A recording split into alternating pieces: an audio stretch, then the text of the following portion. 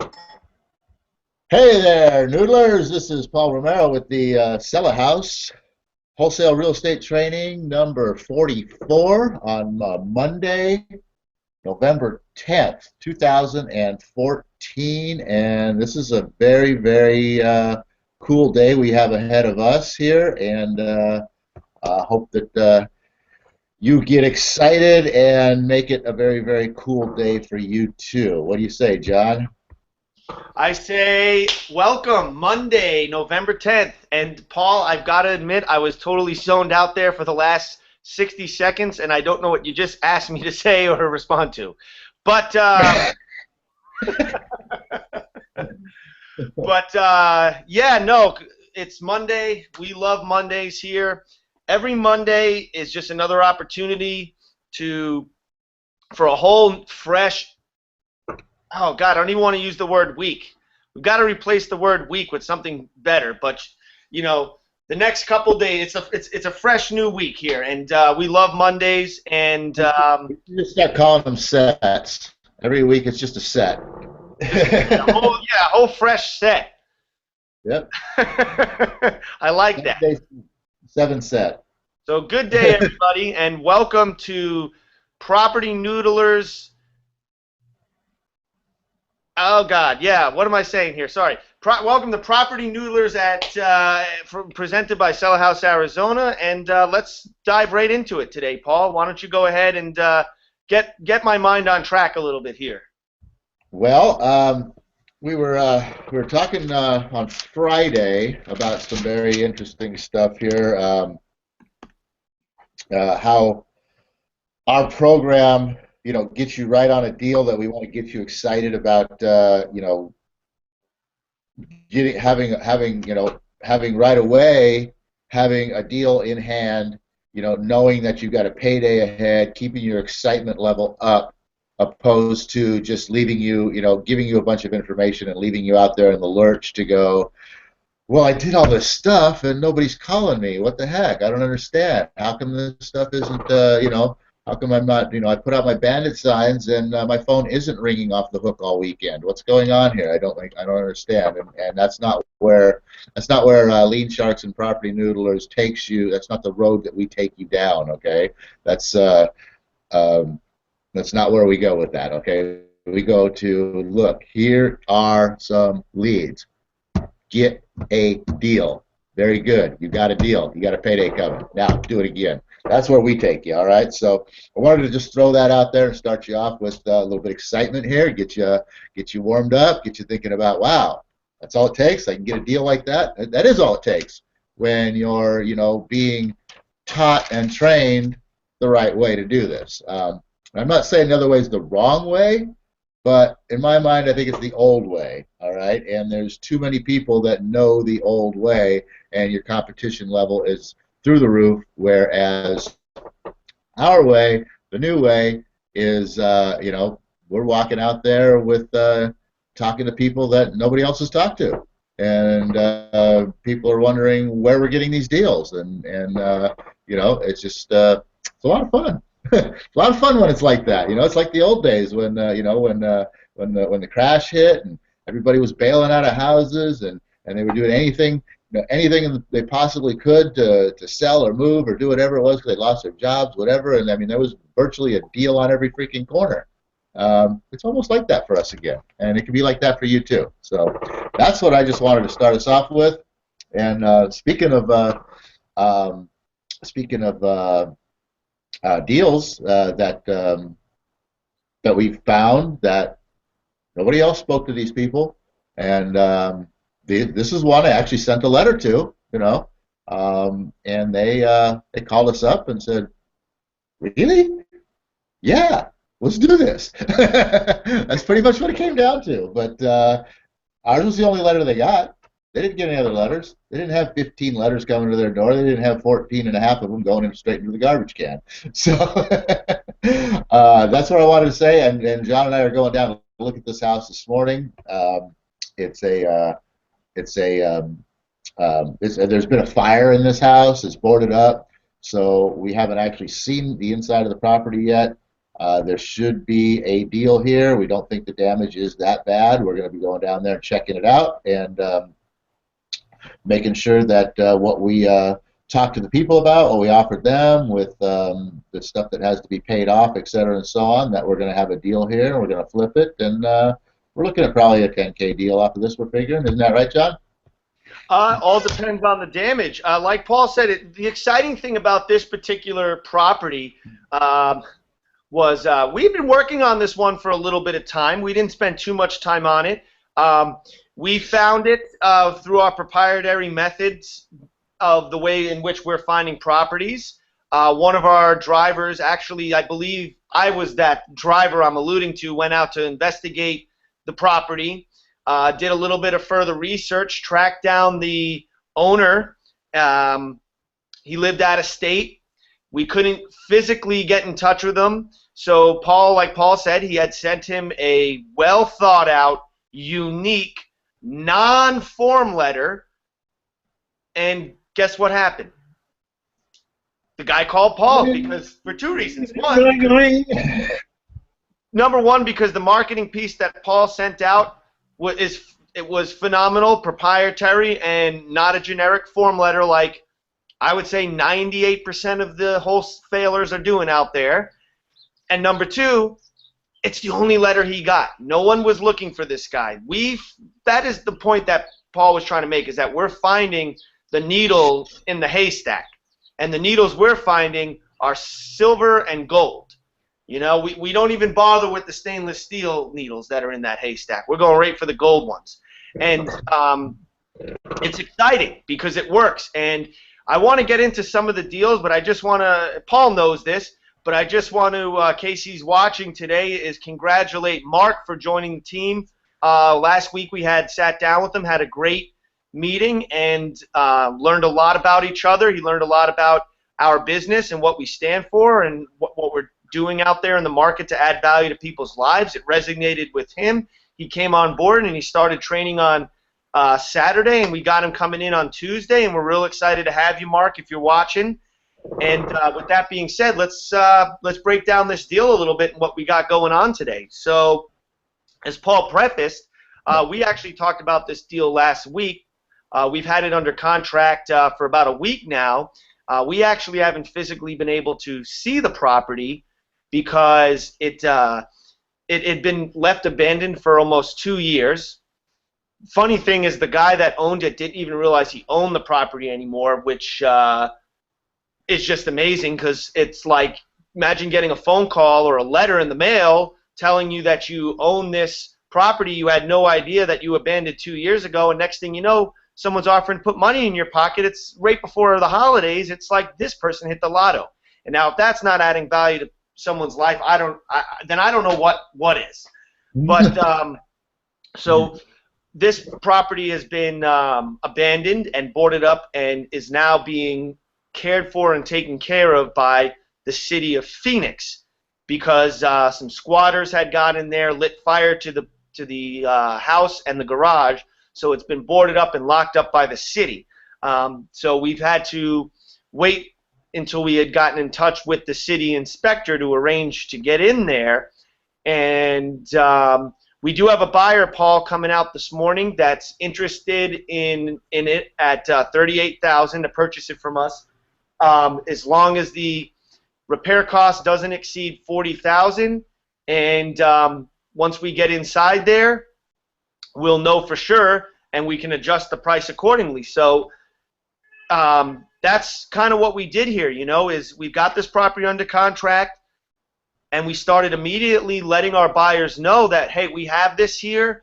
Me and Paul guessed that the property could sell for 35 to 40, put it out there, and now we've got buyers lined up to walk the property with us when the inspector is there, so that maybe today, if the property is in good condition and all goes well, we'll be opening an escrow on it this afternoon and getting the first half of our paycheck through an escrow deposit. So we're very excited about that. Yeah, you missed one little piece there, though. The nice thing about this, too, is once we go out there and we take a look at this thing, even if the numbers are tight, But even if the numbers are not tight, if the 38K price that John mentioned, that this buyer, well, one of the buyers, we've got a couple of them coming out here today. If that price is if that price works, we're still, as soon as we leave here today, with showing this property to these buyers, the first thing that we're going to be doing is getting on the telephone and calling up the city and seeing if we can possibly negotiate a better price on the liens that they have against the property, thereby building in a little bit more of a spread for us, yours truly. So that's and then also, I mean, we've got a little bit of other flexibility with this contract. If the cost, if the repair costs do exceed 40,000, we've got already a spread built in for ourselves right now. And then, of course, like I said, a little bit of other flexibility with this contract that I think we have a base minimum of an additional $7,000 that we have room to keep in the back of our mind that worst case scenario, this property, they want to if somebody wants to buy this property for basically what we're talking about right now, contracting a sale of it for, I think 100% we can still turn around, knock another 7,000 off of our purchase price, and at least have that much for a spread, and still make 7K on the deal.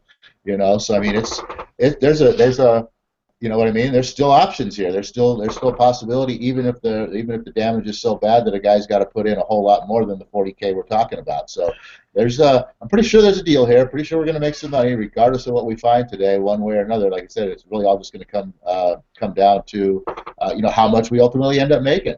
Is it going to be something small like 3,000 to 5,000, possibly, or is it going to be something large like 20K, possibly?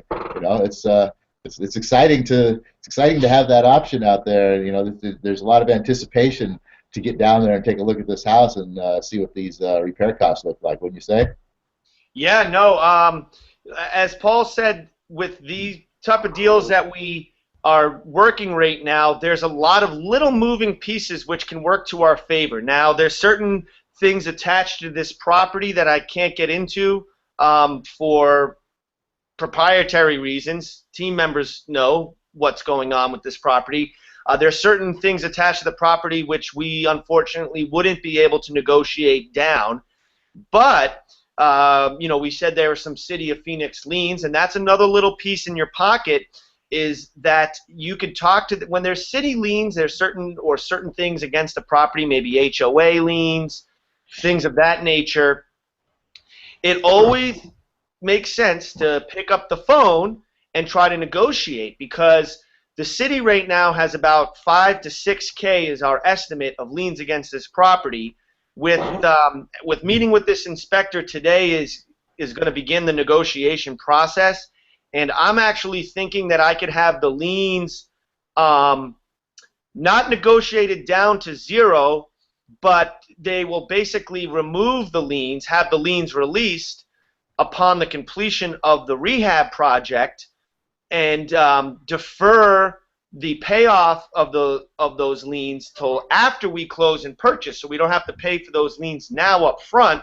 And then in 60 days, when the inspector comes and issues a certificate of occupancy, and we can make that property presentable and livable again, the city will release those liens on the property, because that's one of the avenues, or that's a possibility, and investors have been able to do that. Or maybe I negotiate the city, and if it's 5-6 grand, maybe negotiate them to take half, 2 to 3,000, which would be an extra $2,000 to $3,000 in our favor. So, is it worth me spending about an hour going back and forth on the phone today for 2-3 grand? I'd say yeah. Why not? That's a simple phone call. Yeah. Let me see if I got that straight. You said obviously the first thing is just to say, hey, there's 5,000 owed. Will you guys take 2,500? Yes. Okay, great. That's the simple side. The other piece that you were talking about there, just kind of to clarify for some people, was the fact that we could basically say, okay, we'll purchase the property, and we'll go ahead and we'll pay these liens up front. I'm see if I got this clear for you. We'll go ahead and put out the money to pay these liens up front, but then once we finish the project and everything else, we'll be reimbursed that money. Is that where you were going with that, John? Is that how that works? That could be one of the scenarios. Actually, what I'm hoping to do is have them let us file a waiver of payment at closing. The liens will still be attached to the property, and they can make demand for the payment based on a time frame of, I'd say, 60 days.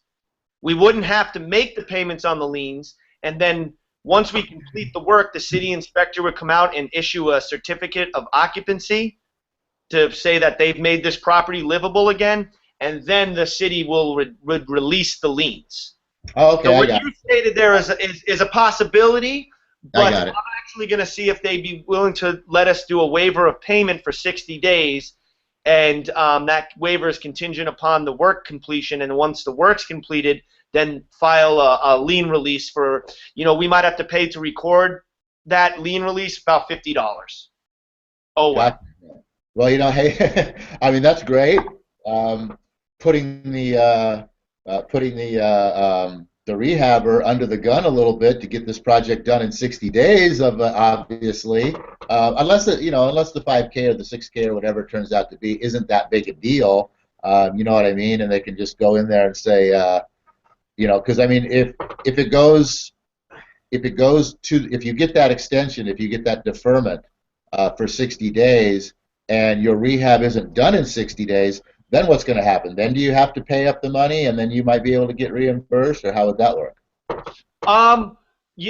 That's a possibility. I mean, I guess what I would say is if you pay maybe they'd want to see that money in escrow, so it would be kind of in escrow for that 60-day period, and if we didn't clear up the issues, we would pay those liens and release them, or get the money reimbursed back to us. I guess that is a possibility, so that we'd have to see how that plays out with the city.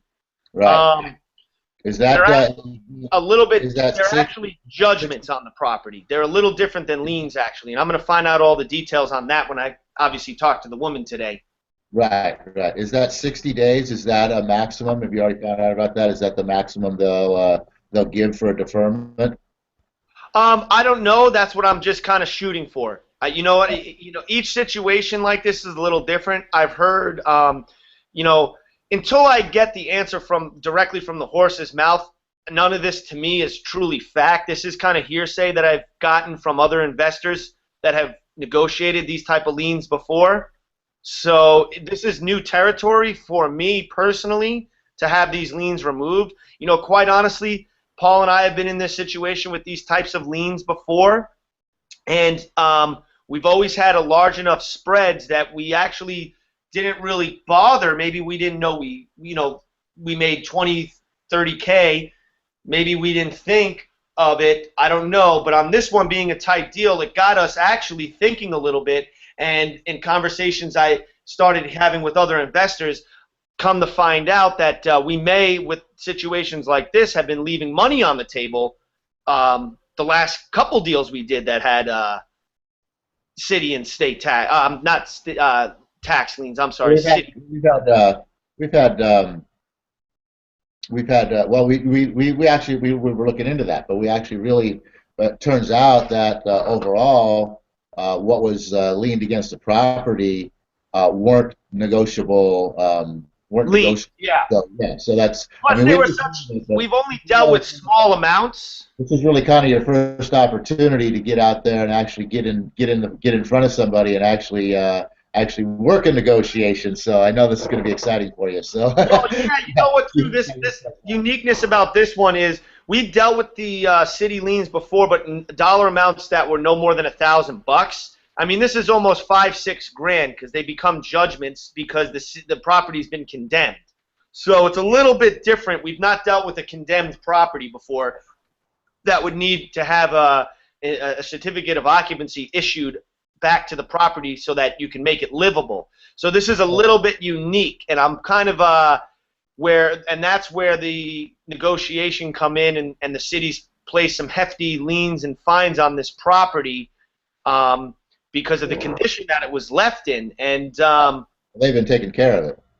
right, so I think, but you know what? Ultimately, the city doesn't want a crappy, boarded up, burnt property in the middle of a residential neighborhood in the downtown area that they're actually trying to make large improvements to this area of town, which is why in this particular case, I heard through the grapevine that the city will be willing to negotiate on these with you. In fact, the city Well, even told me they would be. well, yeah, and part of the reason why they're willing to negotiate with you is, I mean, they got a $2,000 lien or judgment set against the property because they had to go out there and clean this place up or something, because whatever it is that they went out there to have to do.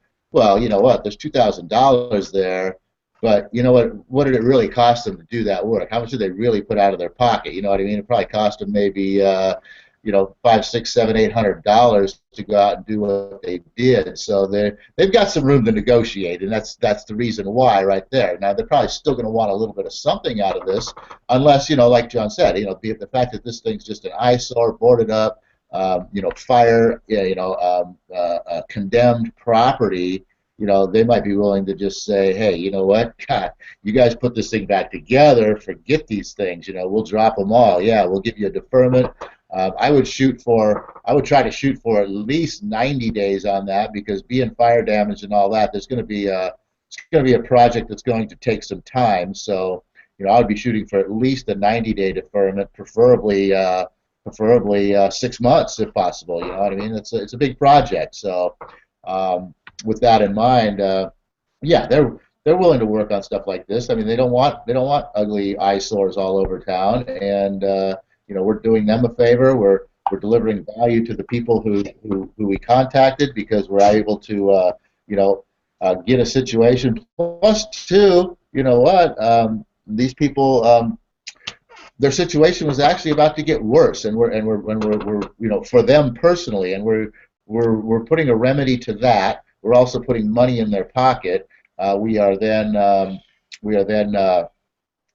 creating an opportunity for a rehabber out there. So somebody's going to get a job, a project and a job that's going to not just be beneficial to them, but they're going to have their crews out there, all the people that come out here and do some work on this thing, all the money that's going to be transferred through the generation and the rehab of this property. We're helping a lot of people keep some food on the table, pumping money back into the economy, and taking it the next step further. Somebody's eventually going to be able to buy a nice new house down there, and whether it's going to be an investor for a rental property or it's going to be an owner occupant, but either way, somebody's going to get a really good deal on this property, and when it's all said and done, and the city's going to get an eyesore off their book, an eyesore off the streets, and a headache off their books. So I mean, we are delivering a lot of value here. We're presenting, we're helping a lot of people in a lot of different ways. It isn't just about, you got to look at the big picture. What we do here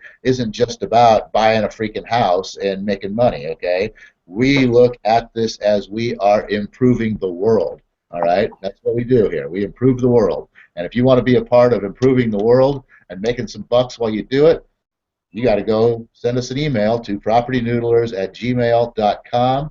And, with that, I'm going to flip it back over to John to take us out of here, because we've got to get on the road and get down to this house so that we can go improve the world and make a couple dollars. Take us home, John. You know what? We're improving Phoenix one house at a time. We've found a lot of vacant homes in the last couple months here that that we were able to put under contract. And I just want to explain this process real quick, just to kind of shed a little bit more light on what Paul said our mission is and what we at sellahousearizona.com do. do. But no, we go out and we find people and gather leads and talk to sellers that are in a particular situation where we know they're in need of selling the property. And when we find these people, when we're able to finally get in front of these people and make a deal happen, number one is these people now get to look forward to a payday. So the seller wins and benefits. Me and Paul, or Paul and I, sellerhousearizona.com, and those of you on the team, well, when we're able to get a property under contract, we know that we've got a payday on the way. Okay, and a lot of, like I said, we find vacant homes a lot of times. So the sellers of these homes are getting paid. Sellerhousearizona.com and all of our affiliates, including Paul and I, are able to get paid.